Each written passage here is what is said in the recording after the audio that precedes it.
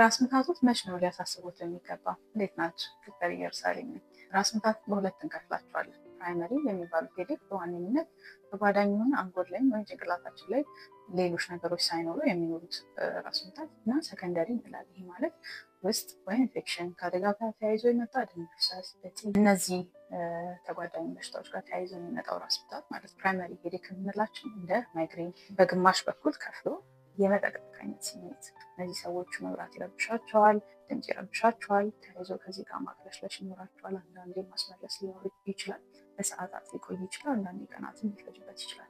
ሁለተኛው ደግሞ ቴንሽን የምንለው ሄዴክ ነው። ይህ ማለት ዋነኝነት እንደ ባንድ ጭንቅላቱን ወጥሮ የሚይዝ ሁለቱም በኩል ላይ የመወጠር አይነት ስሜት ሆኖ እነዚህ ሰዎች በዋነኝነት አሁን ቲክቶክ የሚጠቀሙ ሰዎች ብዙ ሰዓት ስክሪን ታይም ስታሳልፉ፣ ከዛም ደግሞ ስትረስ ሲመጣ አንዳንዴ ከፖስቸር በጣም የፑር ከሆነ ፖስቸር ጋር ተያይዞ ሊመጣ ይችላል።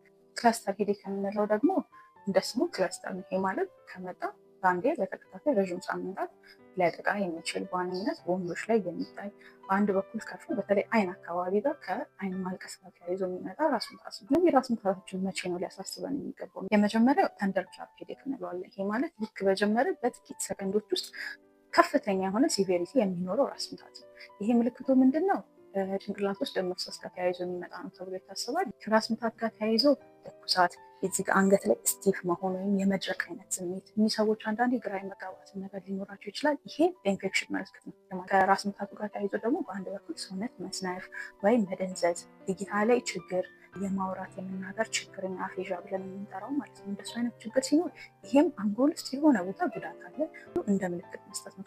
ሌላኛው ስናስነጥስ ስናስል እየተባባሰ የሚሄድ ራስ ምታት ከሆነ ይሄም አንጎል ውስጥ የግፊት መኖር ከፍተኛ የሆነ የግፊት መኖር ስለሆነ የሚያሳየው ይሄን ሊያሳስበን ይገባል ማለት ነው።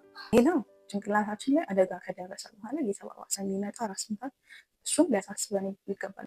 በተለይ የኤችአይቪ ህመም ተጠቂዎች ወይም ደግሞ ከዚህ በፊት ሌላ ቦታ ላይ ካንሰር ኖሮባቸው የሚያውቁ ሰዎች አዲስ እድሜያቸው ስፔሻሊ ከ50 በላይ የሆኑ ሰዎች አዲስ የሆነ ራስ ምታት ሲኖር ይህም ሊያሳስበንና ምንድነው ሊያስብለን ይገባል። ያው ፈጣን የሆነ ሕክምና ያስፈልጋል ማለት ነው።